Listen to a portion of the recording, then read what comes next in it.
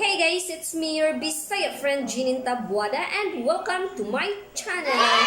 For today's video ay pag-uusapan natin yung tungkol sa offshore visas application para sa New Zealand. Pero bago ko simulan ang topic ko ngayon, panoorin mo ang video kong ito hanggang dulo, at kung ikaw ay bago pa lang sa aking channel, huwag kalimutang mag-like, subscribe, and hit the notification bell para lagi kayong updated every time na may bago akong videos.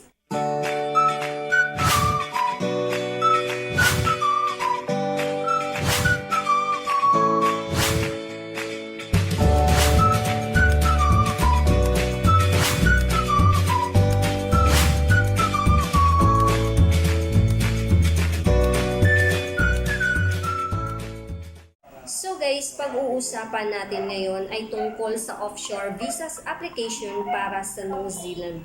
Alam ko maraming Pinoy ang naghihintay na maibalik na ang pag-process ng visa para sa mga offshore at mag-open na ang kanilang border doon.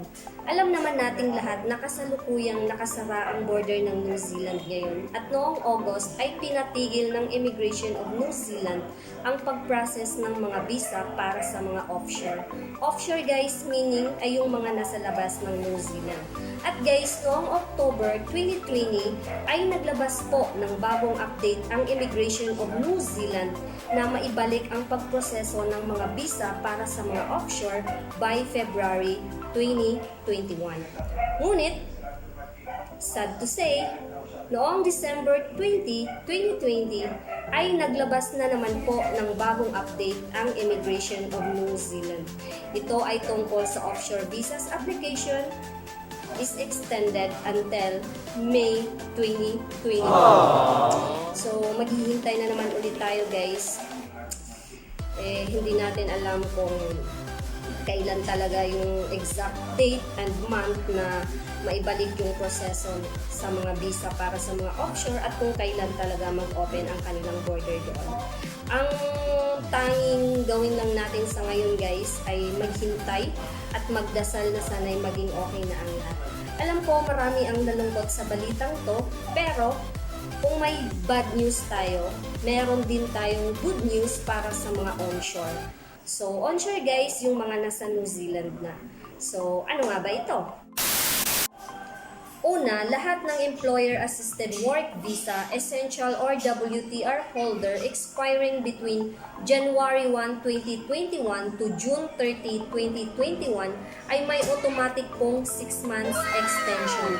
So like for example guys, mag-expire yung visa mo by February 1, 2021. Sa ngayon na may extension tayong 6 months, so July 1, 2021 na siya mag-expire. Ang saya, diba? Kasama na dito guys yung dependent and partner nyo. So, wala mo ng gastos. Pangalawa guys, postpone muna ang maaapektuhan ng stand-down period hanggang January 2022. Pangatlo, $25.50 per hour pa rin ang batayan para makakuha ka ng 3-year work visa. So lahat ng mga kababayan natin dyan na nasa New Zealand na wala pang $25.50 per hour, may chance pa kayong maghanap ng ibang company or humingi kayo ng increase sa inyong employer. So hanggang dito na lang guys, maraming salamat sa inyong pagpapanood. Sana ay samahan nyo pa din ako hanggang sa mga susunod kong video. Abangan nyo guys yung bago kong update. Pag may makuha akong update sa Immigration of New Zealand, kaagad kong gawan ng video. So hanggang dito na lang, maraming salamat. Alam! So, shout out nga pala sa aking mga gwapo at magagandang members.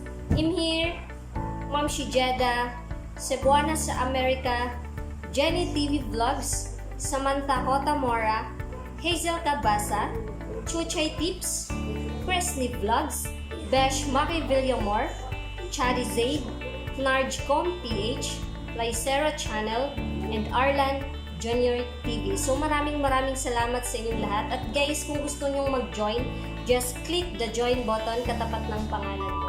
So,